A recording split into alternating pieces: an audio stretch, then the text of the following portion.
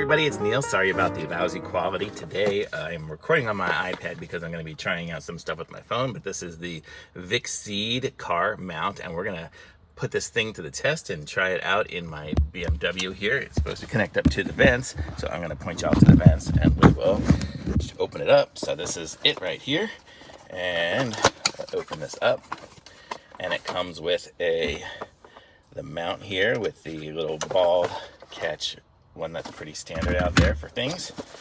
And then we have the mount here. This one will mount up to the vent, like right there. But then it also comes with a mount. It looks like, does this one, oh, it has another piece to it. Open up all these pieces here.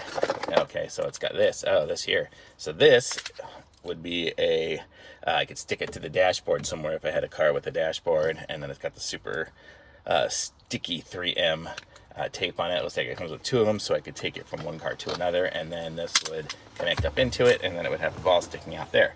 So I'm going to show you guys how it works up here on the vent mount. So here we go. So I'll actually connect it up to this vent, just because it's closer and you guys can see it easier. So the way it works is you put it into the vent, and then you see it's got this little clip right there, so it kind of goes, and you screw it on, and then you have a ball sticking out of the vent, and then you unscrew the back of this thing,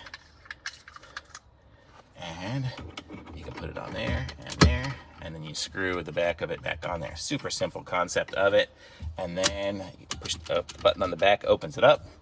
Let me see if I can kind of aim it a little bit more, and then the phone goes in it, and you close it up, and it's good to go. And it looks like that's pretty high. I could probably do a like that, and now it goes down a little, and it's hold in there really good. This isn't going anywhere. I've got the iPhone 14 Pro, so it fits in there. It's a good size.